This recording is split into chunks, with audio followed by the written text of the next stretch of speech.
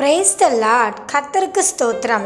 கர்த்தருடைய பரிசுத்த நாமத்துக்கு மகிமை உண்டாவதாக. இந்த நாளுக்காக எடுத்துக்கொள்ளப்பட்ட வேத வசனம் 2 நாளாகமம் 20வது அதிகாரம் 22வது வசனம்.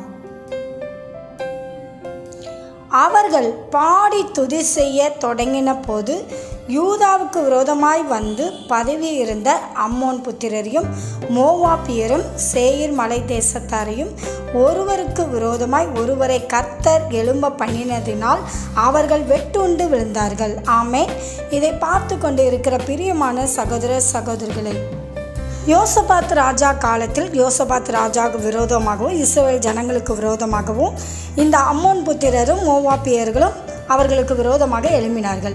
அப்பொழுது இவர்கள் கர்த்தரை பாடி துதிக்க ஆரம்பித்தார்கள். கர்த்தரை பாடி துதிக்கும் போதே இந்த அம்மோன் புத்திரர்களும் மோவாப் புத்திரரும் ஒருவருக்கொருவர் விரோதமாக எழும்பி அவர்களே வெட்டுண்டு விழுந்தார்கள். இவர்கள் யுத்தம் செய்யவில்லை, கர்த்தரே யுத்தத்தை பண்ணினார். பார்த்தீங்களா? கர்த்தரை துதிக்கும் போது நமக்கு விரோதமாக எழும்பும் சத்ருவின் கிரிகள் எல்லாம் தகர்க்கப்பட்டு போகிறது.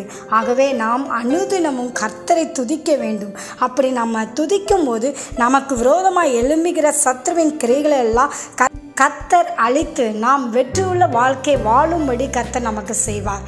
ஆகவே அனுதினமும் கர்த்தரை துதிங்கள். கர்த்தர் உங்களை ஆசீர்வதிப்பார். உங்களுக்கு விரோதமாக எழும்பும் சத்ருவின் கிரியைகளையும் அளிப்பார். ஆமென்.